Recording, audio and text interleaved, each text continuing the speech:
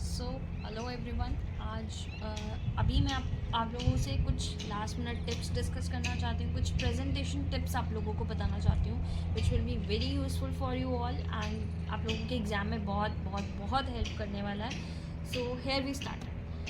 सबसे पहले मैं आप लोगों से रिक्वेस्ट करूँगी कि प्लीज़ लाइक कर दो इस वीडियो को एंड चैनल को सब्सक्राइब कर लो सो दैट कि जो आगे की वीडियोज़ आती रहेंगी इस चैनल पर, सीए फाइनल के लिए भी आती रहेंगी, तो सब्सक्राइब करके रख लो, क्या पता आपके काम आ जाए। So here we started.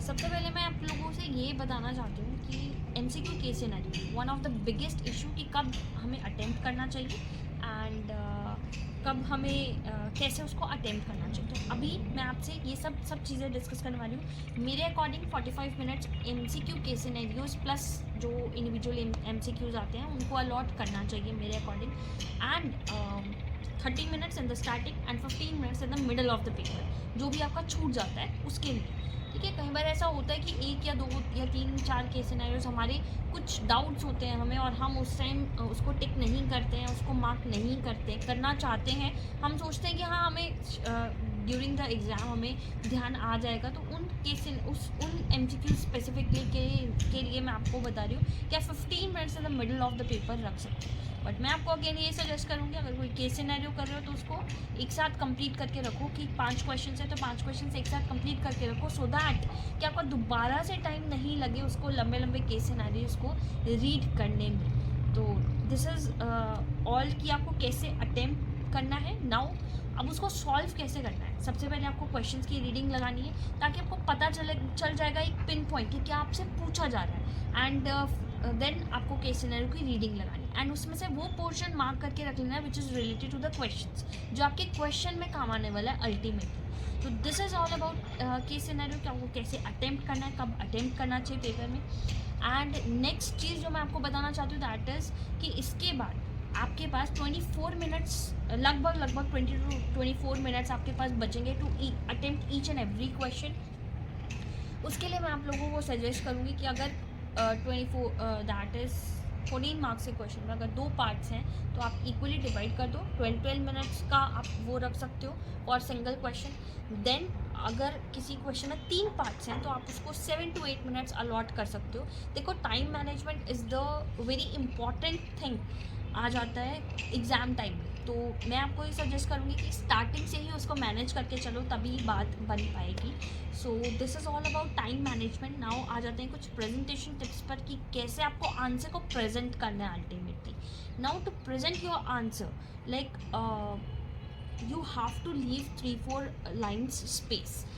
अभी कुछ लोग ये कहते हैं कि start with the new page, but मैं वो रिकमेंड क्यों नहीं करती हूँ जनरली, क्योंकि लेट सपोज आपने एक आंसर लिखा, ठीक है, उसके बाद आपका हाफ द पेज बच गया या 3/4 पेज आपका बचा हुआ है, then examiner will directly think कि आपको आता नहीं है इसलिए you have left the space.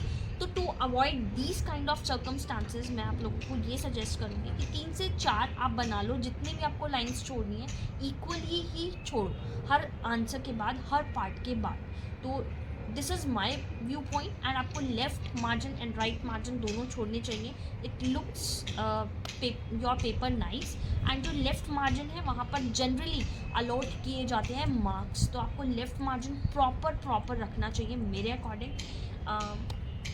ये तो है कि कैसे आपको अटेम्प्ट करना है। अभी हम आ जाते हैं जैसे प्रैक्टिकल जो भी सब्जेक्ट्स हैं आपके, एडवांस अकाउंट हो गया, आपका टैक्सेशन हो गया, कॉस्टिंग हो गया, फाइनेंशियल मैनेजमेंट हो गया, उसमें आपको वर्किंग नोट्स पक्का से लिखने हैं। अगर आप वर्किंग नोट्स रीजनिंग नहीं लिखोगे तो आपको मार्क्स अलॉट नहीं होंगे। फॉरमोस्ट इम्पॉर्टेंट थिंग किसी भी सब्जेक्ट के लिए यही है कि आपको वर्किंग नोट्स ज़रूर बनाने हैं। देन हम आ जाते हैं लॉ के पेपर के लिए स्पेसिफिकली, या फिर टैक्सेशन के पेपर के लिए। देखो, अगर आप इसमें सेक्शन रॉन्ग कोट करोगे तो डेफिनेटली मार्क्स कटने वाले हैं। अब इसका एक लॉजिक मैं आपको देकर जाऊंगी कि क्यों ऐसा है, क्योंकि आप सेक्शन नंबर कोई और कोट कर रहे हो एंड प्रोविज़न कुछ और कोट कर रहे हो, तो उसके मार्क्स कटेंगे बिकॉज दैट इज़ क्लैशिंग। जो आपने लिखा वो आप दोनों ही चीज़ें अलग लिख रहे हो, तो उसके marks definitely are going to be deducted. But at the same point अगर आपने नहीं लिखा, आप ये मेंशन कर सकते हो अगर आपको सेक्शन नंबर नहीं है तो as per the provision of this law, as per the provision of that law, आप ऐसे मेंशन कर सकते हो। बट रॉन्ग सेक्शंस कोट नहीं करो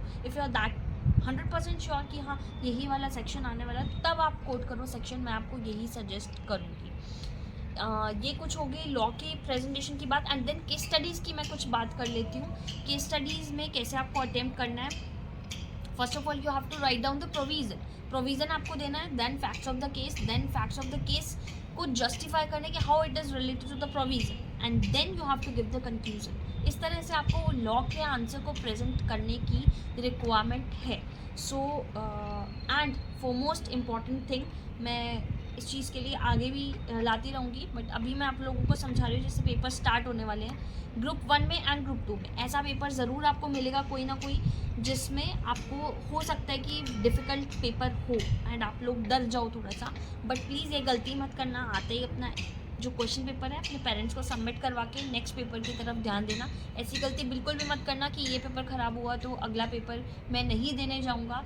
वो एक बहुत ब्लंडर कर देता है and it may be possible अगर ऐसे एग्ज़ाम टफ बनाता है, उसमें ग्रेस मार्किंग एंड उसमें चेकिंग ईजी होती है। तो एट लास्ट मैं आप लोगों को यही सजेस्ट करूँगी कि एक पेपर का इम्पैक्ट दूसरे पेपर में नहीं आना चाहिए। तो इन सब चीज़ों को आप ध्यान दीजिए एंड होप आप सबको ये वीडियो बहुत बेनिफिट देने वाली है। सो this is all from my side, all the very best.